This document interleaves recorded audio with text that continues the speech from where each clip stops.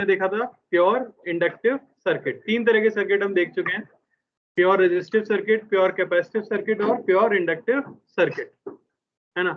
Main point क्या है इनके अंदर, प्योर रेजिस्टिव सर्किट में करंट और वोल्टेज सेम फेज के अंदर रहते हैं, जबकि प्योर कैपेसिटिव सर्किट में कौन आगे रहता है, करंट π/2 से। प्योर इंडक्टिव सर्किट में वोल्टेज π/2 से, वोल्टेज आगे रहता है। बाकी आपको आरएमएस, पीक और इन सब का फॉर्मूला याद रखना है। अगला सर्किट लिख लो,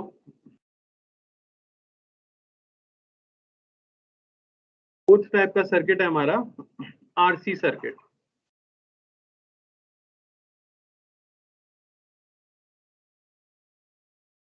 क्या लिखना,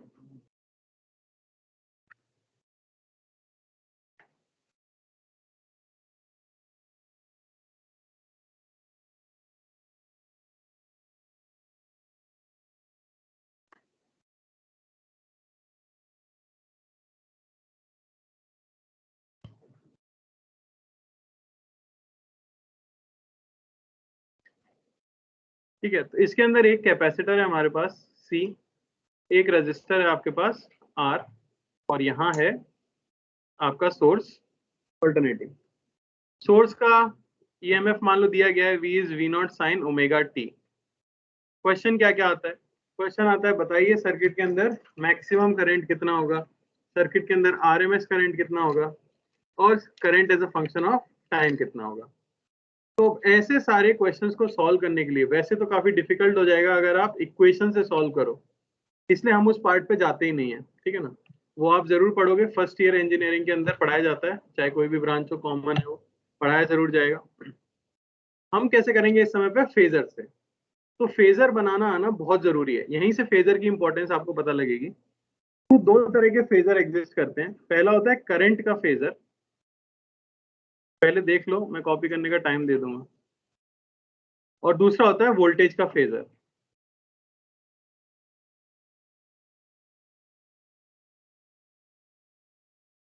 जब आप करंट का फेजर ड्रॉ कर रहे हो तब आपको बेंचमार्क मानना होता है रेजिस्टेंस के वोल्टेज को, ठीक है ना। और जब आप वोल्टेज का फेजर बना रहे हो तब आप बेंचमार्क मानते हो रेजिस्टेंस के करंट को, उल्टा। तो मान लो मैं आपसे कह दूं कि रेजिस्टेंस के अंदर जो वोल्टेज है वो इस तरह से ड्रॉ कर दिया मैंने, आ जाओ, इस तरह से ड्रॉ कर दिया मैंने। अब इस सर्किट के अंदर कितने एलिमेंट्स हैं, दो एलिमेंट है, एक है रजिस्टर और एक है कैपेसिटर, दोनों के अंदर करंट है, पर आपको दोनों के करंट को इसी फेजर के अंदर ड्रॉ करके दिखाना है। इससे पहले सारे सर्किट में एक ही एलिमेंट होता था, तो आप उसी का वोल्टेज और उसी के करंट में रिलेशन दिखाते थे। यहां हम क्या करेंगे, क्योंकि एक कॉमन वोल्टेज सप्लाई किया गया है, तो मैंने एक कॉमन वोल्टेज बनाया, रजिस्टर का बना दिया। अब इसके रिस्पेक्ट में करंट किस तरह से होगा मैं ये बताने की कोशिश करूंगा। तो बताओ, अगर वोल्टेज इस तरह से हॉरिजॉन्टल है तो जो रजिस्टर में करंट होगा उसका फेज इस वोल्टेज के साथ कितना होगा, जीरो। ये हमें रट लेना है कि रजिस्टर चाहता है कि करंट और वोल्टेज सेम फेज के अंदर रहें, तो रजिस्टर का करंट इसके अलोंग होना चाहिए। तो आप क्या करते हो, आप इस तरह से ड्रॉ कर देते हो आर, यहां लिख देते हैं हम क्या, आर। मैं करंट नहीं लिख रहा, मैं लिख दूंगा रेजिस्टेंस, क्योंकि ये करंट का फेजर है तो मुझे समझ आ रहा है मैंने जो ड्रॉ किया है वो क्या ड्रॉ किया है, करंट ड्रॉ किया है, और किसका किया है, रेजिस्टेंस का किया है। दूसरा एलिमेंट है कैपेसिटर, कैपेसिटर का करंट कहां लाया करेगा। अब आपको पता है कि कैपेसिटर में करंट लीड करता है वोल्टेज को π/2 से, तो मुझे कैसे बनाना चाहिए करंट उसका, इस तरह से। तो वहां मैं लिख दूंगा XC, क्योंकि XC होता था रिएक्टेंस ऑफ कैपेसिटर। बात समझ आई। तो सर्किट के अंदर जो नेट रेजिस्टेंस होता है, अब रेजिस्टेंस भी है रिएक्टेंस भी है, दोनों है, तो एक नया शब्द बनाया गया जिसे बोला गया impedance. Impedance of the circuit यानी कि net reactance of the circuit, वो आता है इस तरह से, जो इनका रिजल्टेंट है उसे हम डिनोट करते हैं Z से, तो आपके कॉम्प्लेक्स नंबर में आता है, ठीक है ना। तो वो वाला Z होता है, Z को आप लिख सकते हो under root of R² plus XC का स्क्वायर। तो ये फेजर आपको बता क्या रहा है, ये फेजर ये बताना चाह रहा है कि रेजिस्टेंस चाहता था करंट रहे हॉरिजॉन्टल, कैपेसिटर चाहता था कि करंट रहे 90 डिग्री से आगे, तो अब ओवरऑल दोनों के कंट्रीब्यूशन से जो करंट होगा वो वोल्टेज के साथ भी नहीं होगा, उससे 90 डिग्री आगे भी नहीं होगा, वो उसके साथ किसी एंगल पर होगा, जो एंगल है ये फाई। अगर आप tan फाई लिखते हो तो आपको मिलेगा XC/R, यानी इस सर्किट के अंदर करंट लीड करेगा वोल्टेज को कितने से, फाई से। मैं फिर से मेन पॉइंट से एक बार वापस बताता हूं। अगर ये सर्किट प्योर रेजिस्टिव होता तो करंट और वोल्टेज साथ में होते। अगर ये सर्किट प्योर कैपेसिटिव होता तो करंट वोल्टेज से 90 डिग्री आगे होता। अब दोनों सर्किट में है तो दोनों का कंट्रीब्यूशन आएगा, तो 0 पे भी नहीं रुकेगा, 90 पे भी नहीं रुकेगा, बीच में कहीं जाके करंट रुकता है। यानी करंट ना तो 90 से लीड करता है ना साथ में रहता है, थोड़ा सा आगे रहेगा, क्योंकि ऑब्वियसली कैपेसिटर से आगे ले जाना चाहता है। कितना रहेगा वो हम इस फेजर से देख सकते हैं tan फाई निकाल के। बात समझ आई? इस सर्किट के लिए हम क्या डिफाइन करते हैं, नेट रेजिस्टेंस। आप तो ऐसे याद करो, नेट रेजिस्टेंस जिसका नाम होता है बस इंपीडेंस Z, जो वेक्टर रिजल्टेंट हो जाता है किसका, XC और R का। एक चीज ध्यान देना, यहाँ कोई भी क्वांटिटी वेक्टर नहीं है, पर हम उनको यूज वेक्टर की तरह ही कर रहे हैं, क्योंकि यही तरीका है एसी को पढ़ने का। अब बोलो डाउट्स किसमें, किसके अंदर? बात सही है तुम्हारी, पर ये सॉल्व करने का मेथड, मैंने फिर कहा ना, इसका कोई लॉजिक नहीं है। ऐसा थोड़ी है कि इसका करंट इस तरफ है, इसका करंट ऊपर है, ऐसा नहीं है ना। ये कोई वेक्टर क्वांटिटी तो नहीं है। यहाँ तो मैंने रिजल्टेंट भी निकाल दिया। ये रिजल्टेंट तो सिर्फ पैरेललोग्राम लॉ से आता है ना। पैरेललोग्राम लॉ सिर्फ वेक्टर के लिए लगता है, तो वो तो इनिशियली उल्टा चल रही है चीज कि मैं लगा रहा हूँ स्केलर के अंदर, तो उसमें ये लॉजिक नहीं है कि यहाँ करंट दिखाना है। यहाँ करंट नहीं दिखाना, मुझे ये एलिमेंट ड्रॉ करना है ताकि मैं इंपीडेंस निकाल सकूं। नेट इंपीडेंस को अगर आप थ्योरेटिकली निकालोगे तो बहुत मुश्किल हो जाएगा तरीके से, अगर हम निकालने जाएं तो। वो हमारे सिलेबस में है भी नहीं, हमें सिर्फ यही पढ़ना होता है फेजर। ट्रिक है, मेथड है, आपके बोर्ड में भी आपको यही करना है और कुछ नहीं करना, यही चीज वैलिड भी है, ठीक है। तो याद क्या रखना है आपको, आपने क्या किया, फेजर बनाया। किसका फेजर बनाया, करंट का फेजर बनाया। तो ये जो नेट डायरेक्शन दिखाई है, ये किसकी डायरेक्शन है, करंट की डायरेक्शन। बात समझ आई? अब क्या होता है, मैं दोनों बताता हूँ क्लास में, करंट का फेजर भी, वोल्टेज का फेजर भी। बच्चे हो जाते हैं कंफ्यूज, तो वो तुम्हारे ऊपर है। तुम कोई एक ही चूज करोगे ना अपने जीवन में हमेशा क्वेश्चन सॉल्व करने के लिए, तो तुम चाहो तो मैं वोल्टेज का बना के दिखा सकता हूँ, और अगर खिचड़ी बन जाए तो फिर फायदा नहीं है कुछ। दोनों से सॉल्व होंगे, बता दो, उसमें कुछ नहीं है। मैं क्या करूंगा, मैं रेजिस्टेंस का करंट यहाँ ड्रॉ कर दूंगा, ठीक है ना। ये रेजिस्टेंस का करंट है। अब मुझे इसके अंदर रेजिस्टेंस का वोल्टेज और कैपेसिटेंस का वोल्टेज ड्रॉ करना है। तो बताओ रेजिस्टेंस का वोल्टेज कहाँ होगा, तो मैं वहां लिख दूंगा R। कैपेसिटर का वोल्टेज कहाँ होगा, नीचे, XC। इंपीडेंस आपका फिर से क्या आया, R² प्लस XC का स्क्वायर।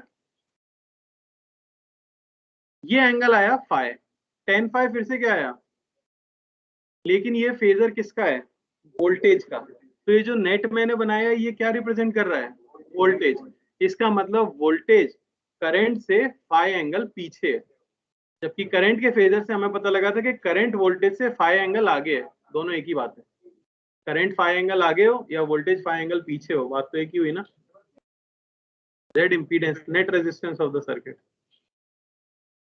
इसलिए थोड़ा कंफ्यूजन होता है, तो अभी देखो मैंने बस लिखने के लिए लिख दिया है। आप याद सिर्फ ये रखो, करंट का फेजर हमेशा। अभी क्वेश्चन करेंगे, सब क्लियर हो जाएगा। हाँ लिखना शुरू करो, नाम देना है बस।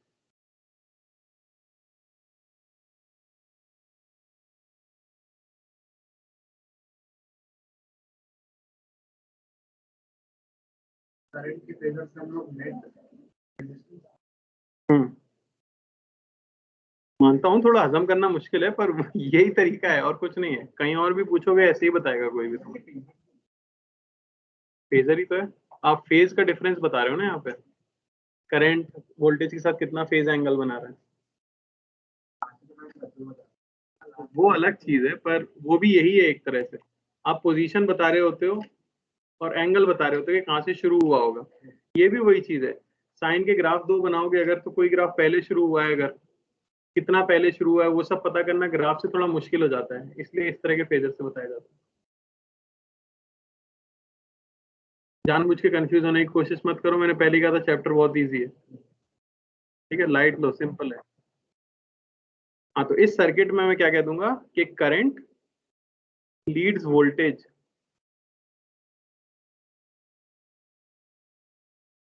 Bye phi.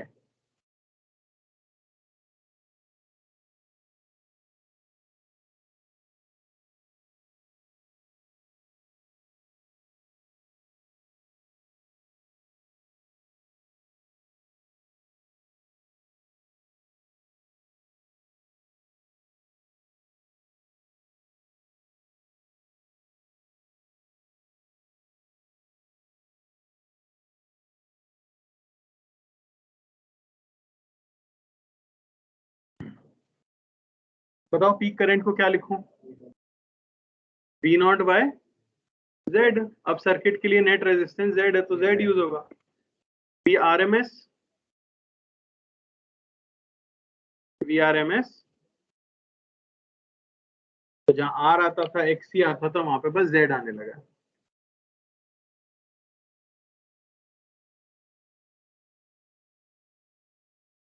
आई बेसिकली हो जाएगा I naught sine omega t plus phi.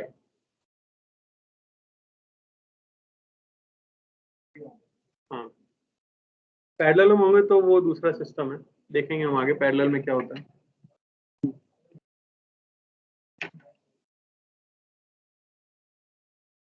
Voltage phase देखो, दोनों फेजर से आप सिर्फ इंपीडेंस निकाल रहे होते हो जेड, और ये निकाल रहे होते हो कि करंट और वोल्टेज में कितना फेज डिफरेंस है, जो फेज एंगल है फाई। नेट वोल्टेज वगैरह नहीं निकलता।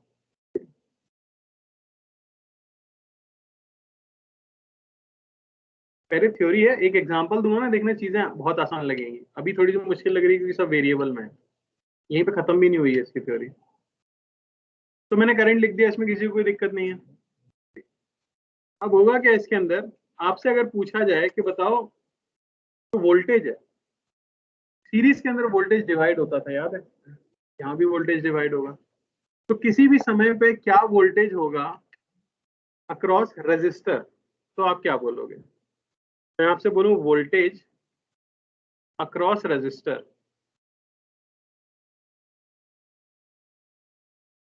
बोलिए। आप कहोगे V R is equal to I, जो कि है I naught into R sine omega t plus five. कोई दिक्कत? मैं पूछ लूं, बताइए वोल्टेज अक्रॉस कैपेसिटर क्या होगा?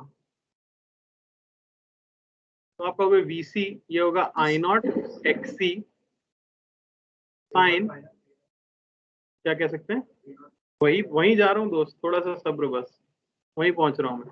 Sign omega t plus five, कुछ और लिखूंगा क्या? मैं लिखूंगा माइनस पाई बाई टू, क्योंकि कैपेसिटर में वोल्टेज करंट से कितना पीछे रहता है? Pi by. जो फाई का डिफरेंस है वो कैपेसिटर के लिए नहीं है, वो पूरे सर्किट के लिए फेज डिफरेंस है। अरे बात समझ आ रही है? नहीं समझ आ रही। देखो ये चीज तो रट लेनी है, मैंने तब से कहा था, रजिस्टर के अंदर जो भी करंट का फेज होगा वही आपके वोल्टेज का फेज होगा।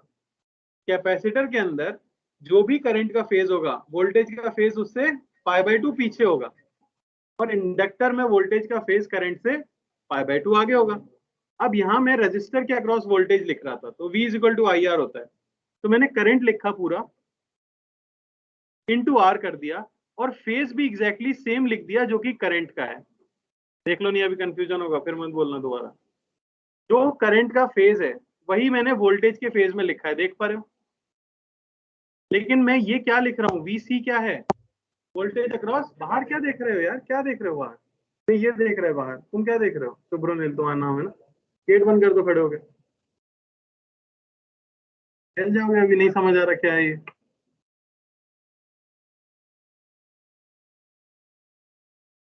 ये मैं लिख रहा हूँ वीसी, वीसी यानी कि वोल्टेज अक्रॉस कैपेसिटर। कैपेसिटर में करंट और वोल्टेज की क्या रिलेशन है भाई? करंट आगे होता है 90 डिग्री या वोल्टेज पीछे होता है, एक ही बात है। यहाँ ओमेगा टी प्लस फाइव किसका फेज है? अरे वही तो करंट जाएगा ना, कैपेसिटर में भी सीरीज है ना भाई। ये क्या है? ये नेट करंट है सर्किट के अंदर। तो यही करंट तो कैपेसिटर को मिलेगा और यही करंट रेजिस्टर को मिलेगा। तो ये वो करंट है जो कैपेसिटर में घुस रहा है। अब कैपेसिटर के लिए करंट हो गया ये, तो कैपेसिटर का जो वोल्टेज हो वो ऑब्वियसली इस करंट से पाई बाय 2 पीछे होना चाहिए ना, क्योंकि ये तो शुरुआत से एस्टेब्लिश्ड है। किसकी वजह से? हाँ, रेजिस्टेंस जैसा माना है इसलिए। अब यहाँ पे आप एक खास बात देखो, माइनस पाई बाय 2 पीछे गया, क्या मैं ये लिख सकता हूँ? अच्छा, वी आर नॉट की वैल्यू क्या होगी, यानी peak voltage across resistor, I naught R. और वी सी नॉट की वैल्यू क्या होगी? I naught X C. क्या मैं ये लिख सकता हूं कि जो पीक वैल्यू है सोर्स की, वी नॉट, वो बराबर होगी V R naught plus V C naught? नहीं। पता है क्यों? Under root. तो देखो, इसके वोल्टेज का ये फेज है, इसके वोल्टेज का ये फेज है, क्या दोनों के वोल्टेज सेम फेज में है? किसका वोल्टेज पीछे है? पाई बाय 2 पीछे है। तो फिर रिजल्टेंट काम करता है वहां पर। आप ये नहीं डायरेक्टली ऐड नहीं कर सकते क्योंकि दोनों में फेज डिफरेंस है, बाप रे बाप। तो V naught, basically V naught का स्क्वायर ये हो जाता है वी आर नॉट का square plus V C naught का स्क्वायर। ये रिलेशन आती है वोल्टेज में, जो तुमने पूछा था दर्पण कि डायरेक्टली ऐड कर सकते हैं क्या, तो नहीं कर सकते इसके अंदर। एक चीज तो माननी पड़ेगी, देखो बॉस, आपने डायरेक्ट करंट पढ़ा है, ऑल्टरनेटिंग करंट थोड़ा सा डिफरेंट तो होगा, कुछ भी वैसा तो होने नहीं वाला है ना, करंट ही डिफरेंट है।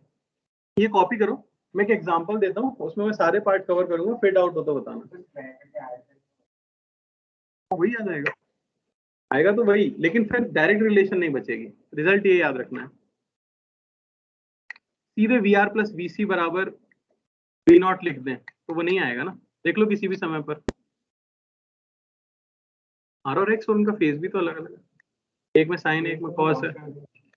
कॉस कर दोगे तो भी जुड़ के क्या वी नॉट थोड़ी हो जाएंगे, स्क्वायर तो करना पड़ेगा ना।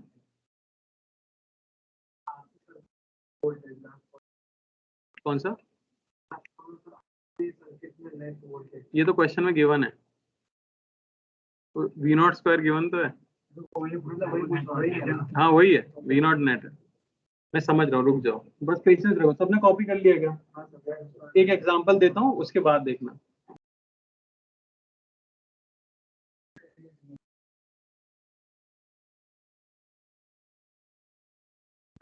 हाँ, पीक वैल्यू। हाँ, यही डेरिवेशन है जो मैंने किया है। यार तो डिराइव कैसे होती है कोई चीज? कहाँ लिखा है? स्क्वायर करके ऐड करो, आ गया ना। हद कर रहे हो?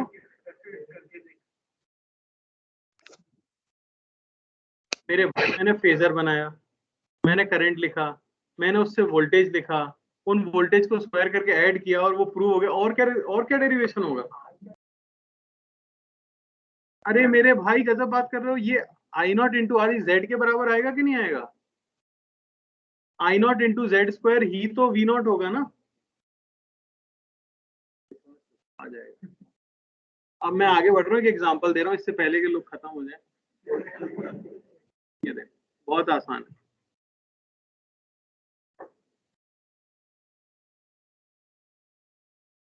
और सिर्फ देखना, छापने की जरूरत नहीं है अभी। ठीक है, एक कैपेसिटर ले लेता हूँ, एक रेजिस्टर ले रहा हूँ और एक सप्लाई। मैं डायरेक्ट एक्स सी की वैल्यू दे रहा हूँ, टाइम पास नहीं कर रहा था। एक्स सी में ले लेता हूँ मान लो कि 4 ओम है, और रेजिस्टेंस में ले लेता हूँ मान लो कि 3 ओम है, और वोल्टेज मुझे दिया गया है मान लो 20 sign omega t minus 30 degree.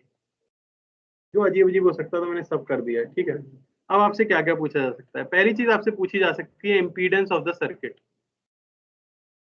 समझ आया? दूसरा आपसे पूछा जा सकता है current as a function of time.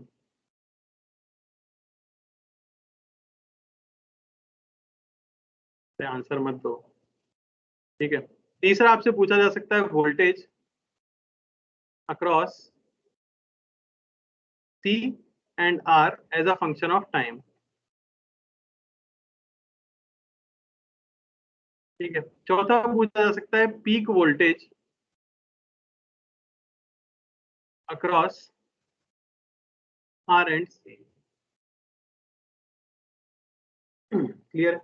सबसे पहला काम, कोई भी क्वेश्चन आए जिसमें कि दो या दो से ज्यादा एलिमेंट्स हों, तो आपका पहला काम होगा कि आप उसके लिए फेजर बनाओ। और क्योंकि आपकी स्थिति में देख पा रहा हूं, तो आप सिर्फ करंट के ही फेजर पे ध्यान दो, ठीक है ना। आपको करंट ही बनाना है। आप तो उसके लिए रट भी सकते हो, आर हॉरिजॉन्टल पे आता है, एक्सी ऊपर आता है, एक्सएल नीचे आता है, तीन ही एलिमेंट आएंगे मैक्सिमम, ठीक है। यहाँ आपके पास क्या क्या है, आर है और मैं करंट का फेजर ड्रॉ कर रहा हूँ, ठीक है। मैं कहूंगा कि वोल्टेज इस तरफ है, ये मैंने मान लिया वोल्टेज। ये मैंने ड्रॉ कर दिया रेजिस्टेंस, कितना है भाई हमारा रेजिस्टेंस, 3 ओम। मैंने ड्रॉ कर दिया कैपेसिटेंस का करंट, उससे आगे रहता है ऑब्वियसली 4। ये फेजर कंप्लीट हो गया क्वेश्चन के लिए। अब मुझे निकालना है जेड। जेड होता है इनका रिजल्टेंट।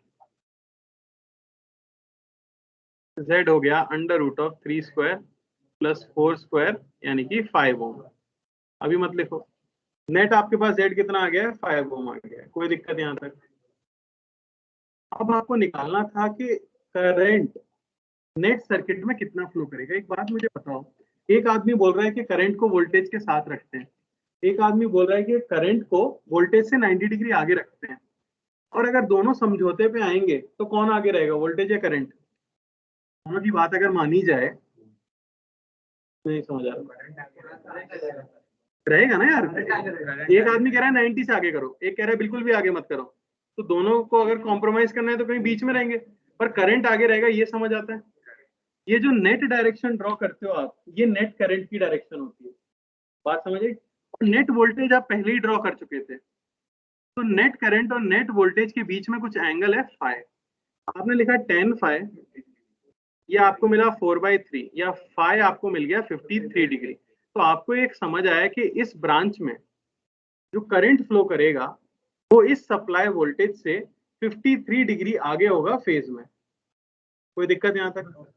अब मुझे लिखना है current as a function of time. मैं लिखूंगा आई। क्या होता है, पीक वैल्यू क्या होगी, V0/Z। V0 कितना है आपका 20 वोल्ट, बाई जेड आपका कितना है 5। अब आप लिखोगे करंट का फेज, तो आप लिखोगे साइन ओमेगा टी, पहले वोल्टेज का फेज लिख दो पूरा,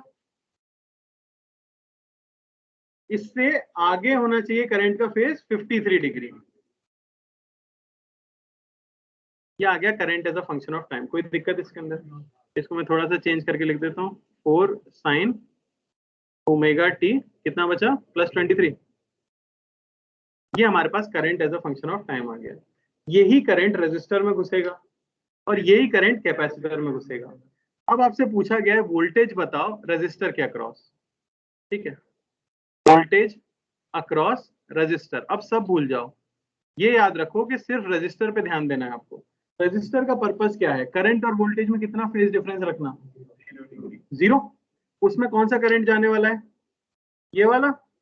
तो इसके अंदर जो वोल्टेज होगा उसका भी फेज क्या होना चाहिए, सेम होना चाहिए। तो मैं कह दूंगा voltage across resistor, peak value क्या होगी, आई आर, अरे V बराबर I R. Peak value current की है 4, रेजिस्टेंस की है 3, और सेम रखना है साइन ओमेगा टी +23 डिग्री। समझ आया? सिमिलरली मैं कहूंगा वोल्टेज अक्रॉस कैपेसिटर। अब सब कुछ भूल जाओ, बस ये याद रखो कि एक कैपेसिटर है। कैपेसिटर का काम क्या है, जो भी वोल्टेज उसके अक्रॉस हो वो उसके अंदर करंट जो है उससे पीछे होना चाहिए 90 डिग्री, या उसके अंदर जो करंट है वो कितना आगे होना चाहिए, 90 डिग्री आगे होना चाहिए वोल्टेज से। तो मैं लिखूंगा voltage across capacitor, peak value I into R, current की पीक वैल्यू 4, एक्सी की वैल्यू 4 इंटू साइन, करंट का फेज लिखो ओमेगा टी +23 डिग्री, वोल्टेज का फेज क्या होना चाहिए इससे 90 डिग्री पीछे। यहां से आपको मिला VC = 16 साइन ओमेगा टी कितना आया, कोई दिक्कत है? अब जो वहां पे हमने लिखा था रिजल्ट, ये सोच के देखो पीक वैल्यू सप्लाई की कितनी है, 20। देखना अब 20 का स्क्वायर, यहाँ पे पीक वैल्यू कितनी है, यहाँ कितनी है, क्या 12 + 16 20 होता है?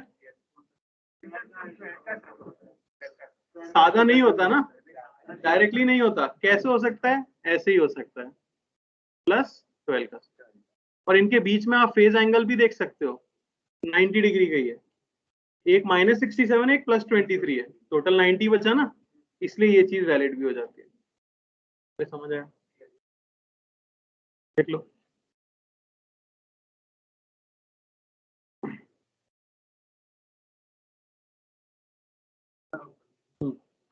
स्टार्टिंग से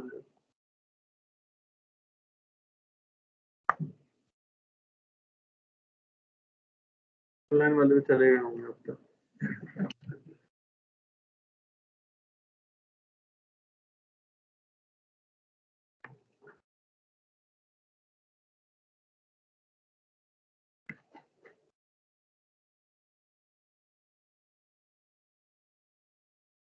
देखो अभी क्या है ना, ये बहुत इजी हो जाएगा क्योंकि एक और बार करेंगे एलसी सर्किट के लिए, फिर एक और बार करेंगे एलआर सर्किट के लिए, फिर एक और बार करेंगे एलसीआर सर्किट के लिए, तो भी 3 बार और करेंगे, तब तो आ ही जाएगा। अरे हलवा हो जाएगा यार, एकदम हलवा, नहीं हो तो फिर जानते हो बिल्डिंग बहुत ऊंची है।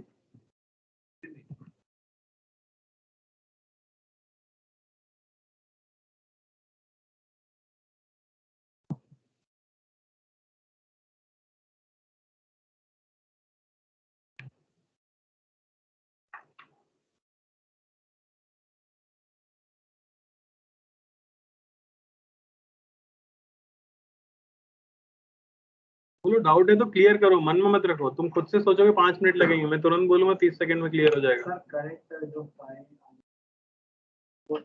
जो हमारा उससे जो 53 डिग्री जो आपका वोल्टेज सप्लाइड है वही तो है नेट वोल्टेज, सप्लाइड ही नेट वोल्टेज है।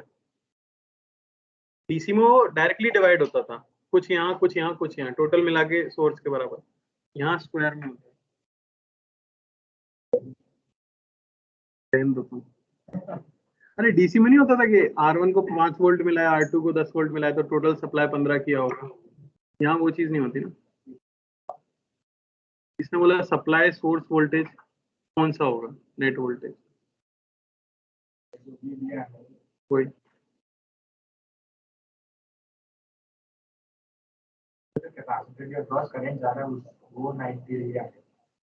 कैपेसिटर में जो करंट पहुंच रहा है वो अपने वोल्टेज को उस हिसाब से एडजस्ट करेगा कि वो करंट, अब करंट तो एक ही है, करंट नहीं बदल रहा है, दोनों में करंट तो सेम ही है क्योंकि सीरीज में है, वो अपने वोल्टेज को इस हिसाब से एडजस्ट कर रहे हैं कि रेजिस्टेंस का, हाँ मेरे लिए तो दोनों साथ हैं, और कैपेसिटर कैसे कि नहीं मेरे लिए तो वोल्टेज पीछे है भाई 90 डिग्री, तो ये करके चलना है।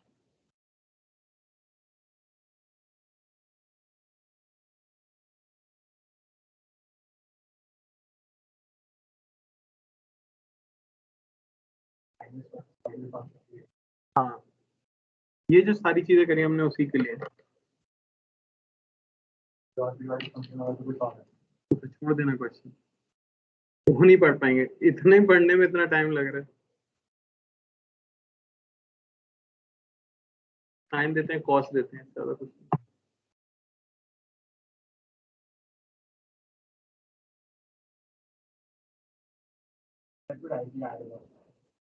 इधर वहां तो सीधा सीधा ड्रॉप होता है ना, वो तो केवीएल है, कंजर्वेशन ऑफ एनर्जी लग जाती है। यहाँ पे तो अब डायरेक्शन ही लगातार बदल रही है करंट की, तो वो जो कैपेसिटर है, सोच के देखो उसकी ये प्लेट पॉजिटिव भी थी फिर नेगेटिव भी थी, 1 सेकंड में 60 बार पॉजिटिव नेगेटिव दोनों हो गई है, थोड़ा विचित्र है। हो गया क्या सबका? Yes sir.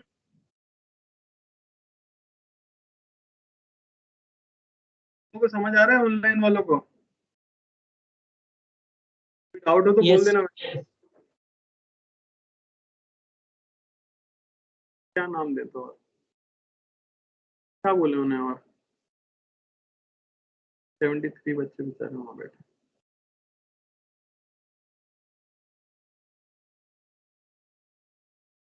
अब हो गया? Yes sir. चलो एक क्वेश्चन करो।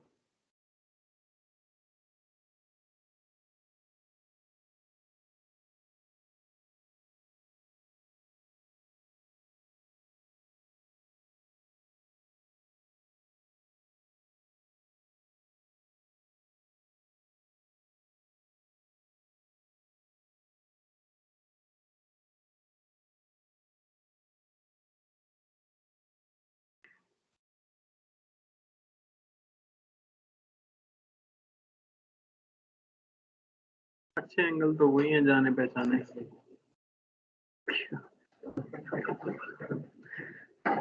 हाँ ये भी सही है वैसे।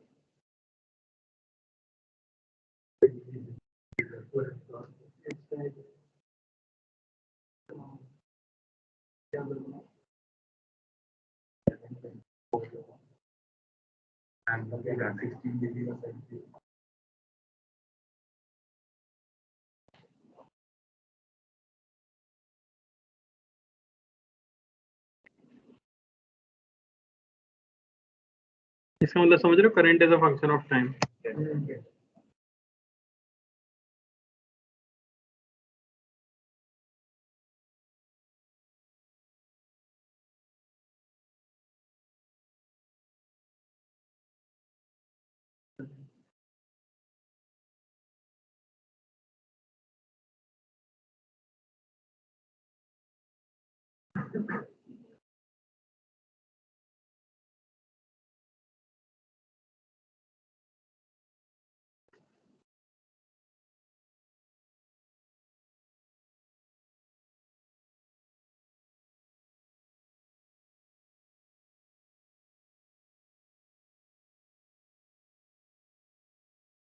मैं पहले पूछना भूल गया, इम्पीडेंस सबसे पहले पूछना हूँ, निकालोगे तो वही।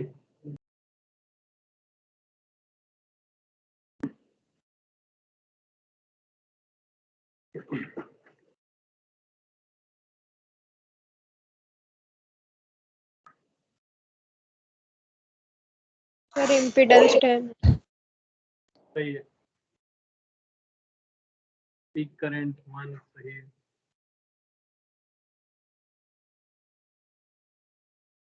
सही है।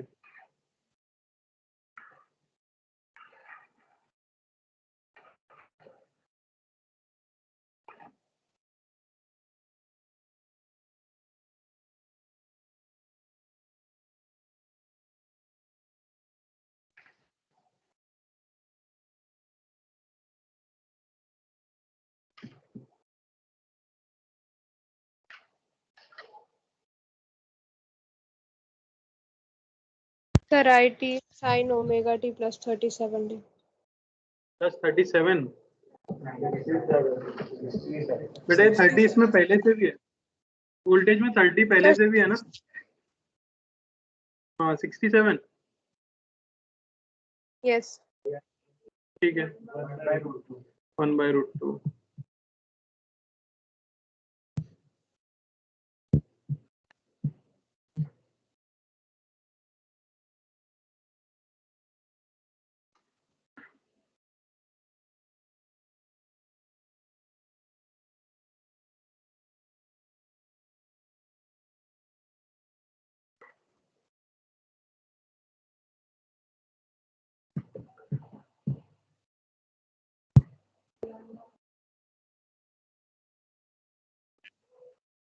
फेजर तो फिर सही है, बस मेन दिक्कत आएगी वो VR और VC के एंगल लिखने में, वो ध्यान से लिख देना बस।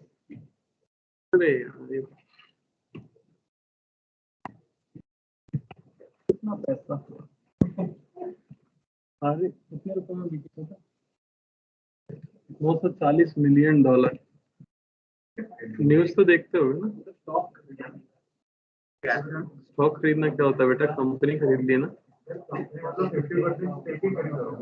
अरे दोस्त नहीं खरीद सकते उससे अलाउड नहीं। वर्थ इतनी ही थी। 8 बिलियन किसने बोल दिया? इतनी तो किसी की नहीं है यार। 0.5 बिलियन थी और 1 बिलियन के वैल्यूएशन पे बिका है वो, समझ रहे हो, डबल में बिका है। बायजूस की है 16 बिलियन वर्थ।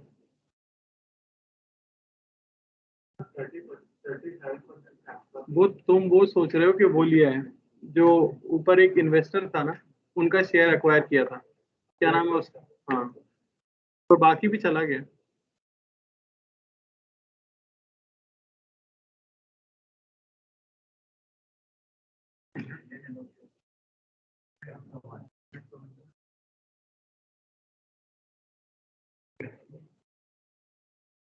इतनी ही, हे भगवान, इतनी ही कैसे कह सकता है कोई? 7,000 करोड़ रुपए ही।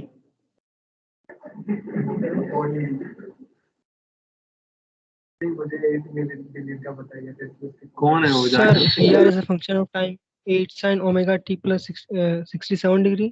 बिल्कुल सही है भाई। VC as a function of time 6 sin omega t minus 23 degree. सही है भाई,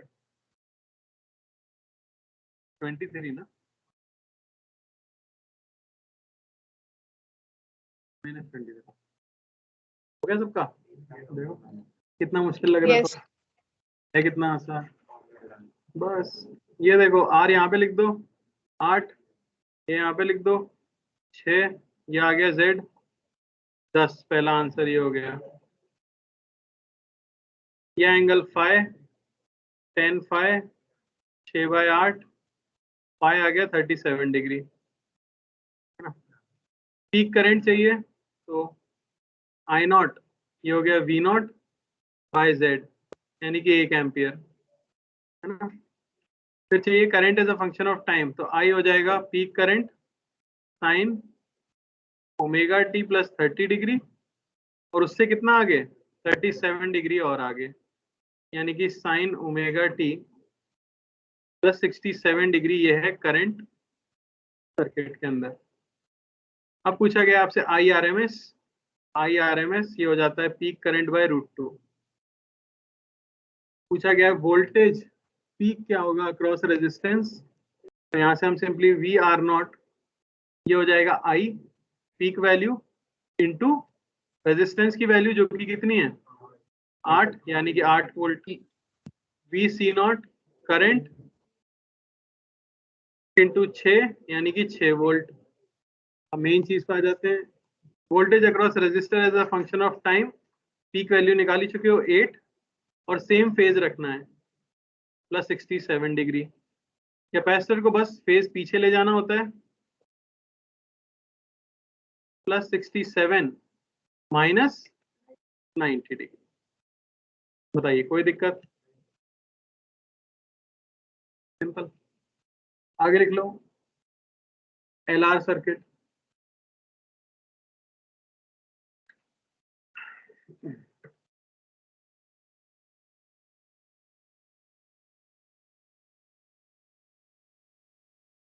LR सर्किट,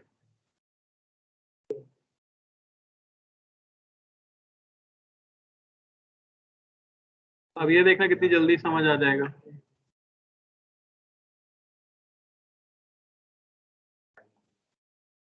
इसमें एक R है, एक L है और एक सोर्स है। R हो गया, ये XL हो गया, V मान लो आपको दिया गया है V0 sign omega T. Phasor कैसा बनेगा बताओ, क्या हो गया? फेजर कैसा बनेगा बताओ? Voltage 90 degree आगे होगा। ये रजिस्टर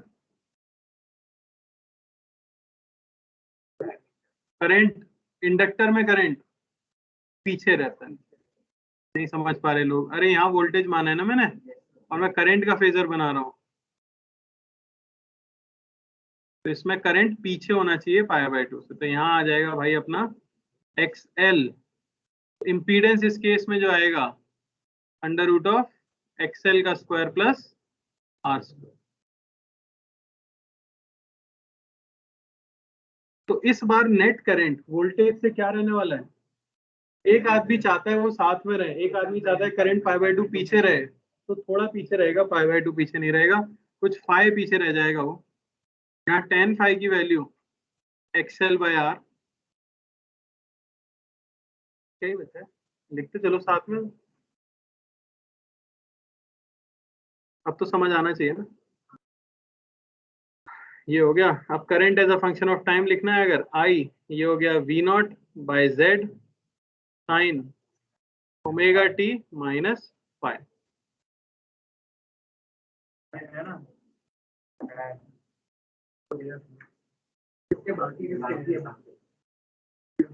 क्या करना, अटेंडेंस लेना है? क्या है मतलब, मुझे आप लेके आए हो? नहीं सर, ये हमको पास कर देते, हम लोग यहाँ पे नाम का साइन करने का। हाँ। इतने तो 4 शीट?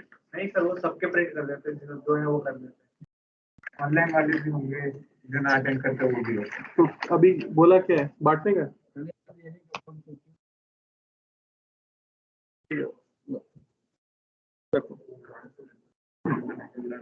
ये आ गया current as a function of time. अगर मैं आपसे बोलूं voltage across register,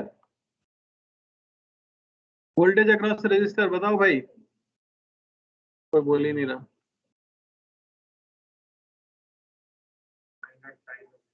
I naught into R sine minus five, voltage across inductor I naught XL sine omega t minus five plus 5/2, क्योंकि इंडक्टर वोल्टेज को 90 degree आगे रखता है। Voltage में relation V naught square is V R square plus V L square, peak में।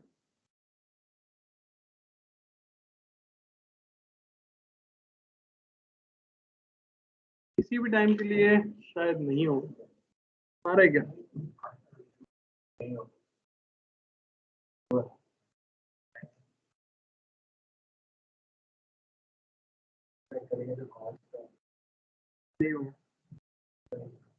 नहीं होगा, नहीं होगा, नहीं होगा। कॉमन कैसे लोगे? साइन फाइव में ओमेगा टी नहीं है, तो मैक्सिमम करंट होता है ना। पीक की रिलेशन तो वैलिड है, जनरल में कैसे करोगे? नहीं होगा,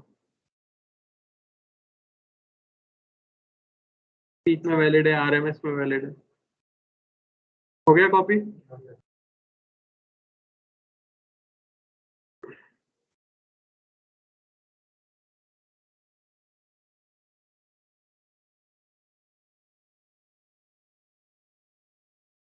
इम्पीडेंस बिल्कुल।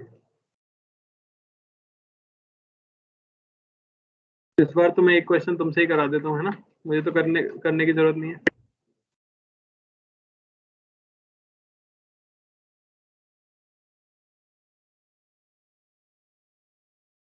करंट दे दूं इस बार?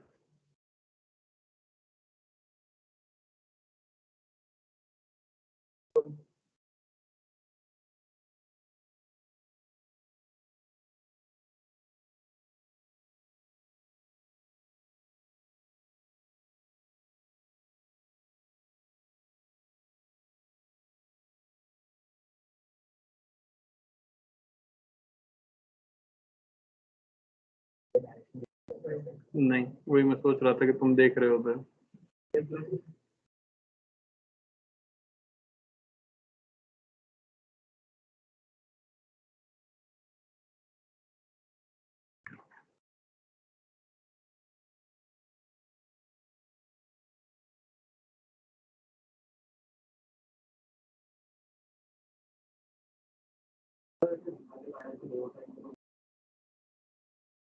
कैसे ऐसे?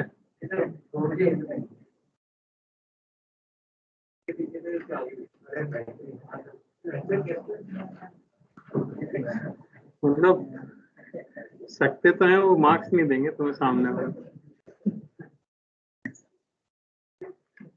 आई ये है, ठीक है ना। तो अब आपको पूछा गया है पहली चीज इम्पीडेंस, दूसरा पीक सप्लाई वोल्टेज,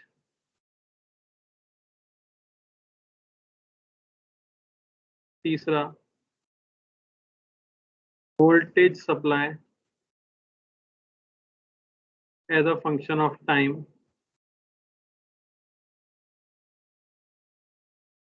चौथा VR naught VL naught.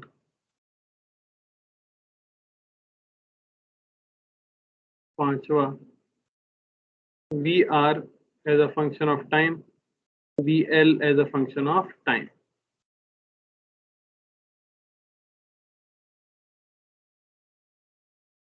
Sir इसमें कोई नीचे रहता है t equals to 0 पे इंडक्टर का वो कट कर लेंगे क्या इंडक्टर के वायर नहीं, वो सब इसमें नहीं होता, वो डायरेक्ट करंट के लिए होता है। इसमें तो डायरेक्ट पोटेंशियल ड्रॉप जनरेट ही हो जा रहा है ना। काम तो करता है बैटरी की तरह ही, अपोज करने की कोशिश जरूर करता है, पर बहुत फ्रीक्वेंटली हो रही है ना वो चीज़, तो अपन उतना तेज स्टडी नहीं करेंगे। तुम्हारा टेस्ट कौन सा आ रहा है अगला? कब है? कल ही? कल उसमें क्या आ रहा है?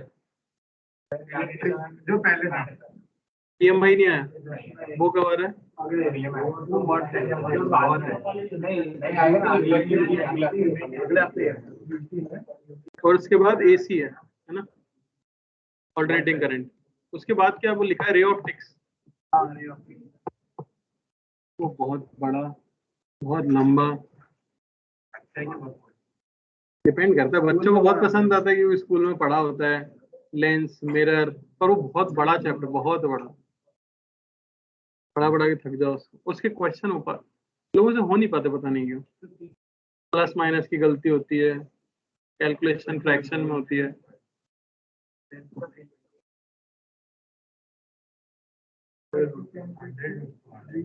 हाँ 100 आई जेड इंटू जेड करो ना। आई 10 है, तुमने 1 लिखा है क्या? तो जेड कितना है? 10√2 है, under root of 10 square plus 10 square.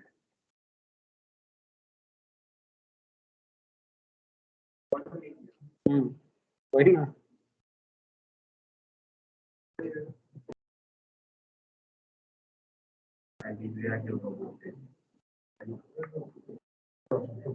Voltage function है 100√2 sin pi t plus 30 हाँ सर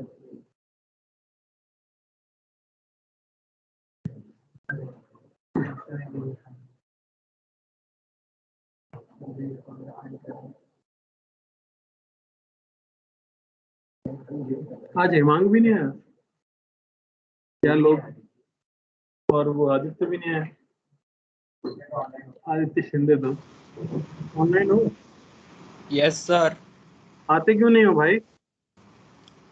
सर ऐसे ही। ऐसे ही मतलब तुम्हारा दोस्त आया है शिंदे जी?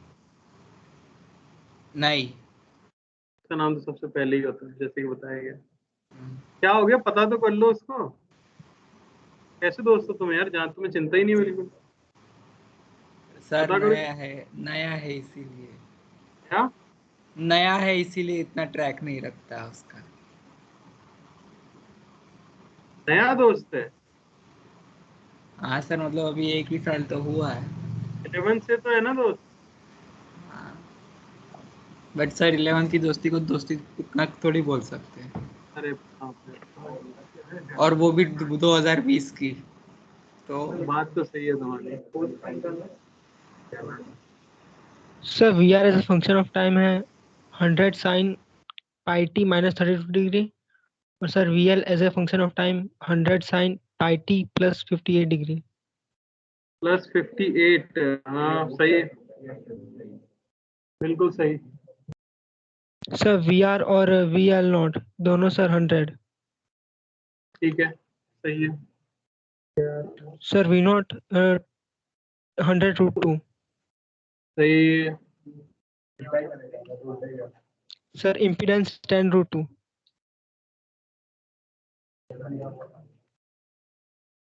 सिंपल लग रहे हैं ना अब? Yes sir.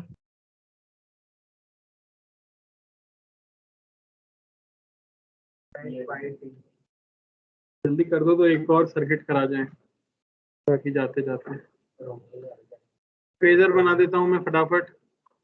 ये 10, ये 10, ये z 10√2, ये 545 डिग्री है ना, ये हो गया। पीक सप्लाई वोल्टेज यानी V0 ये हो जाएगा I0 इंटू जेड। I0 दिया गया है 10 इंटू जेड है 10√2 यानी कि 100√2 वोल्ट। ठीक है, पीक वोल्टेज हो गया। Supply as a function of time, तो V को मैं लिख सकता हूँ पीक साइन करंट का फेज लिख दो पहले ओमेगा टी माइनस 32 डिग्री, और यहाँ पे ऑब्वियसली कितने से आगे है करंट, कितने से आगे है, वोल्टेज आ गया 45 से, तो प्लस 45 डिग्री, ये आ गया voltage as a function of time, है ना। ठीक है, उसके बाद वी आर नॉट की बात करें अगर, तो वी आर नॉट क्या हो जाएगा आई नॉट इंटू आर, यानी कि वो हो गया 10 इंटू 10 100 एम्पियर, हाँ 100 volt. V C naught I naught into XL V L, ये भी आ गया हमारे पास 100 वोल्ट। आखिरी चीज इनके across voltage as a function of time लिखना है, तो वी आर ये हो गया peak 100 sine omega t, current का क्या आया था माइनस प्लस 13 डिग्री, नहीं करंट का तो दिया ही हुआ है माइनस 30 डिग्री। और वी एल नॉट इसमें आ जाएगा simply 100 sine omega t minus 32 plus 90 degree, ये आ गया। कोई डाउट?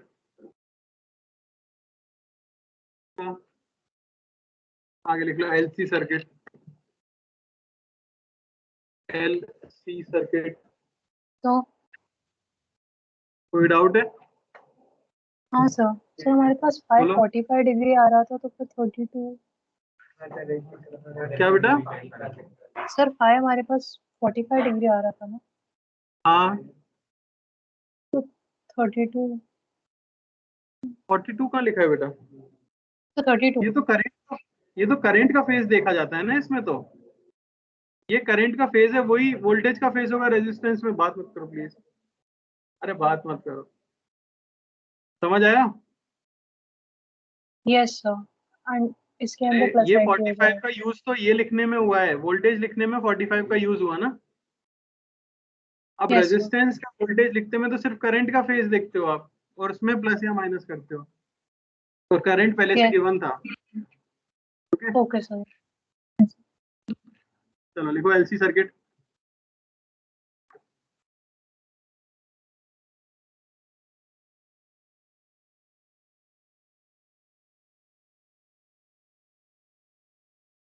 लड़ जाओ मारो एक दूसरे को, ऐसे सेटल नहीं होगी बात। जब तक खून खराबा नहीं होगा तब तक नहीं मजा आएगा। दर्शक भी उत्सुक बैठे हैं यहाँ।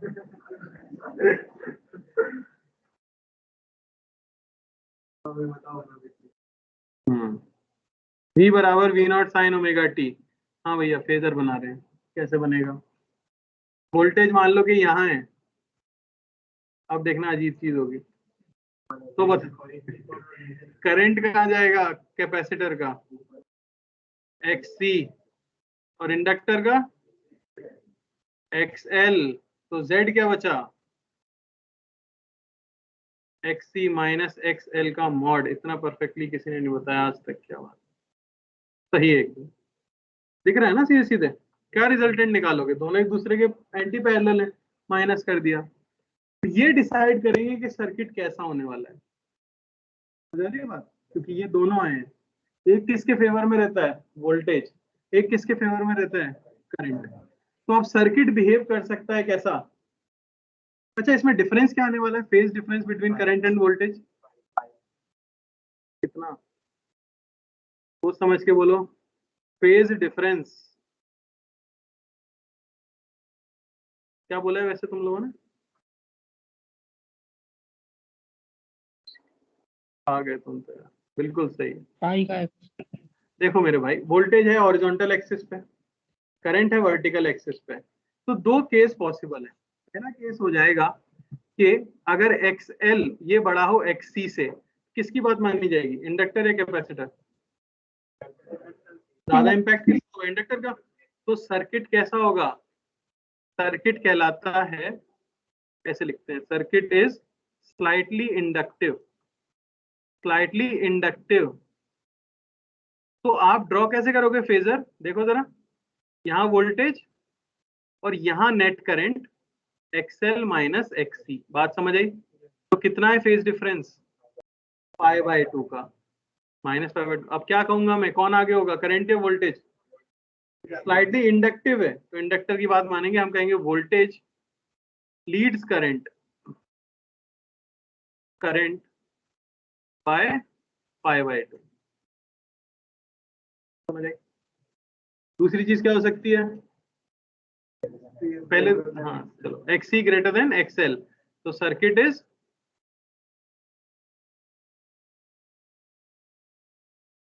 कैपेसिटिव।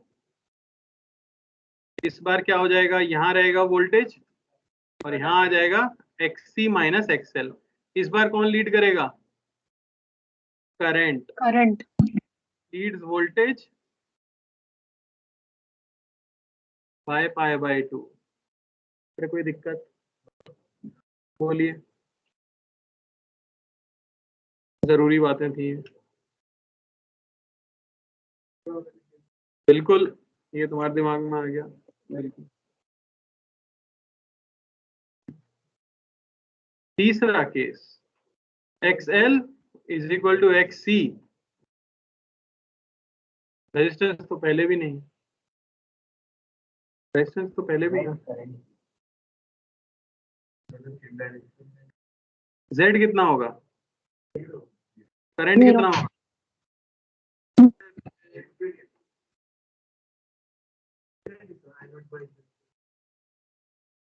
इसे कहा जाता है रेजोनेटिंग सर्किट, रेजोनेटिंग सर्किट, और इसे कहा जाता है कंडीशन ऑफ रेजोनेंस। रेजोनेंस आता रहता है यार, ठीक है ना। क्या आ जाएगा, XL is equal to XC, यानी omega L is equal to 1/ωc, यानी omega is equal to 1/√LC। कभी देखा है जीवन में? तो रेजोनेटिंग फ्रीक्वेंसी कोई बोल दे, ω/2π, अरे 1/2π√LC। तो ऐसा होने पे करंट कैसा हो जाता है, मैक्सिमम।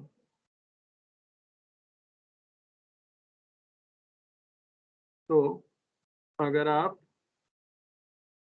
कर्व प्लॉट करते हो, यहाँ पे XC, ठीक है, और यहाँ पे I, तो प्लॉट कुछ ऐसा आता है।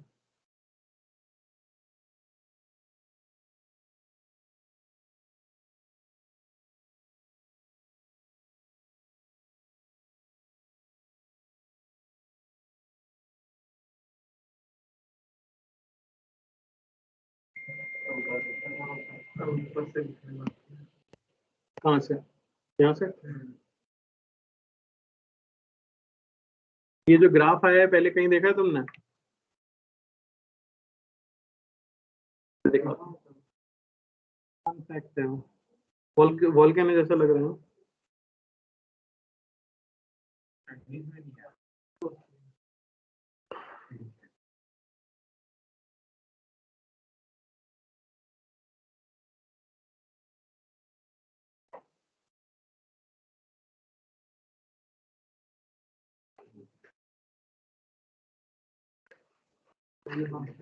ये देखो,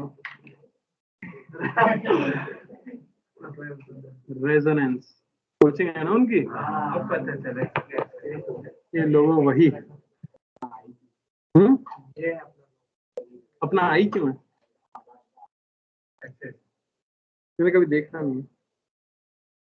क्या है ये, हाथ जोड़े हुए हैं?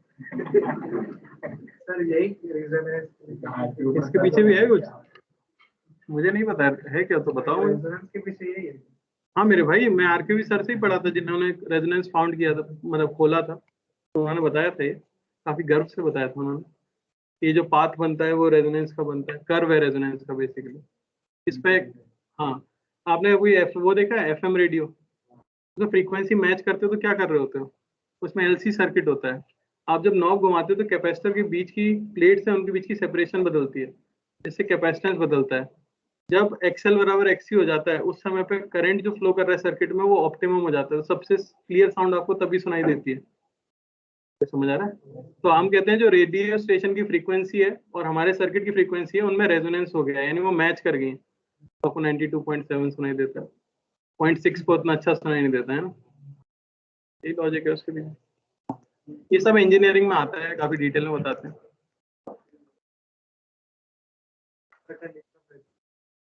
लिख लो।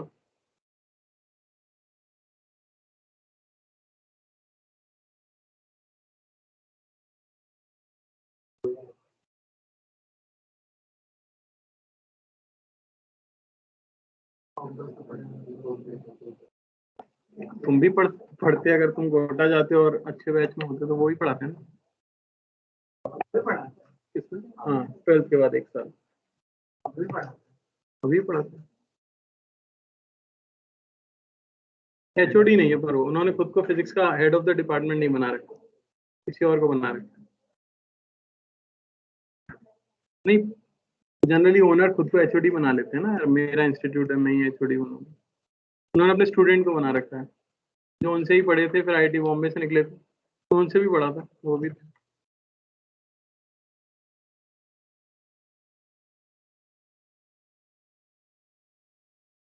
हो गया।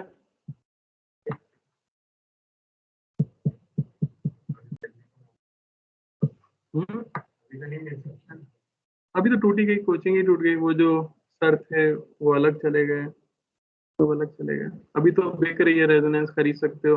ये खरीद सकते हैं, 1100 करोड़ में मिल रही है, मात्र 1100 करोड़ रुपए में।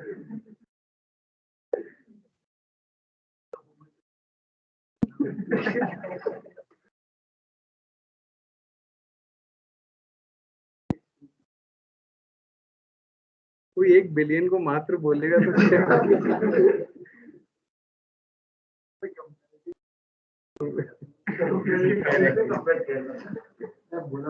उसको किसी ने 8 बता दिया, वो गड़बड़ हो गई ना। 9 बिलियन में तो शायद पूरी नोकिया बिक गई थी ना। नोकिया कंपनी पता है ना कि 7 बिलियन सर। नहीं नहीं हो तो हम तो बहुत ही यंग है सर, हमें नहीं पता सर 7 बिलियन में बिकी थी। सर। कितने? 7 में?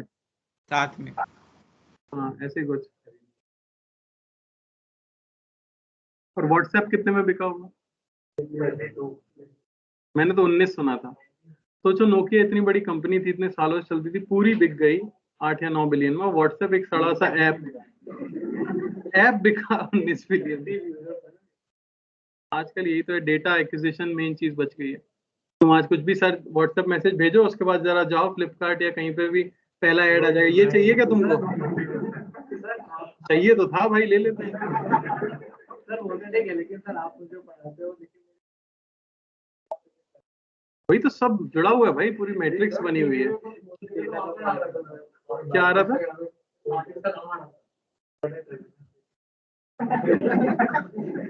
ये क्या दुश्मनी चल रही है क्या दोनों में? एक्सीडेंट? किसका? क्या कर दिया?